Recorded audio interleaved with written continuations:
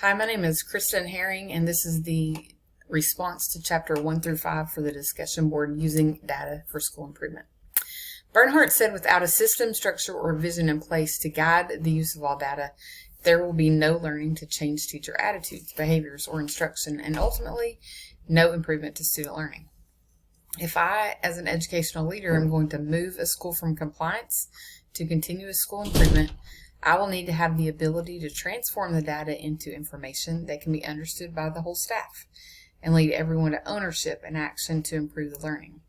It's important to begin by finding out where we are as a school, and so we will need to collect data and analyze it, and that includes all types of data, including that has seen recent changes, like in our demographics.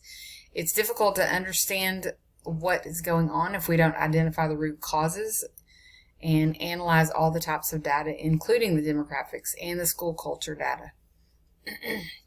Many leaders neglect to bring everyone on board through the creation of the vision and goals and take ownership of the results of the data.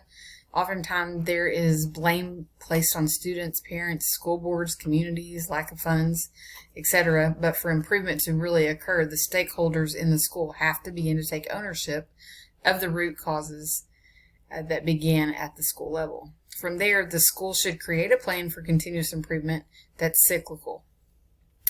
Motivation and encouragement will be necessary to prevent discouragement as the staff begins to realize that everyone needs to be involved in the plan, and it takes a while to create the plan prior to implementation. It is important that we create a plan that everyone will support and work on in order to meet our goals and reach our vision. We also need to have conversations about the desire for greater success than just that normal curve in the data. Schools may find the structure in place can be made effective with little effort. Isolation occurs when the schools target students in the gap or the bubble, and our district has done that recently due to our desegregation case. But this brings decreased achievement to those that may actually move ahead easily.